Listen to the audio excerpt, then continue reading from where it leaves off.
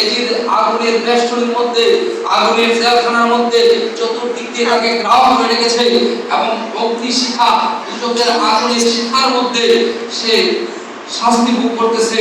যে অগ্নিশিখাটা বড় ভয়াবহ কঠিন, একটা মোমবাতি পূর্বে হাতটা দিয়ে দেখবেন তালুটা কিরকম লাগে, কত কষ্ট।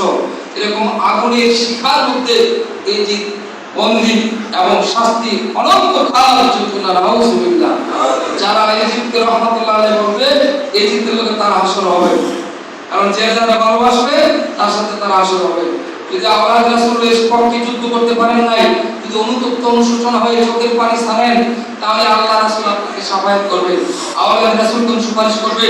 আল আম্বিয়া সুম্মা শুহাদা সুম্মাল উলামা, ওলিগণ শাফায়াত করবে, আলেমগণ শাফায়াত করবে, আলেম বহুবচন উলামা এবং সুম্মা শুহাদা শহীদের বহুবচন, শহীদগণ শহীদের একটা রক্তের ফোঁটার বিনিময়ে কোটি কোটি উম্মতকে সুপারিশ করে জান্নাতে নিয়ে যাবে। মাওলানা হুকাম হুসাইন আল্লামাল গায়ব বেগায়ের হিসাব, আল্লাহ পাক গায়ব থেকে আওয়াজ দিয়েছিলেন কারবালার ময়দানে ইমাম হোসেনকে যখন রক্তাক্ত করা হয়েছিল, ওই সময়ে আল্লাহ পাক জানিয়ে দিয়েছিলেন যত চাইবে তত পর্যন্ত তুমি শাফায়াত করে জান্নাতে নিতে পারবে। সুবহানাল্লাহ।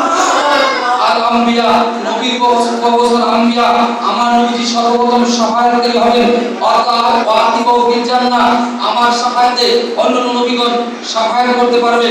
নবীজি বলেছেন আমার উম্মতের আগে অন্যান্য নবীর উম্মত জান্নাতে যাইতে পারবে না, আমি অনুমতি দিলে অন্যান্য নবীগণ তার উম্মতকে সুপারিশ করে জান্নাতে যেতে পারবে। এখানে শাফায়াত দুই ভাগ, আমার নবীজি সর্বপ্রথম, তারপর অন্যান্য নবীদেরকে দেওয়া হবে, ওলিদেরকে দেওয়া হবে, আলেমদেরকে দেওয়া হবে, শহীদদেরকে দেওয়া হবে।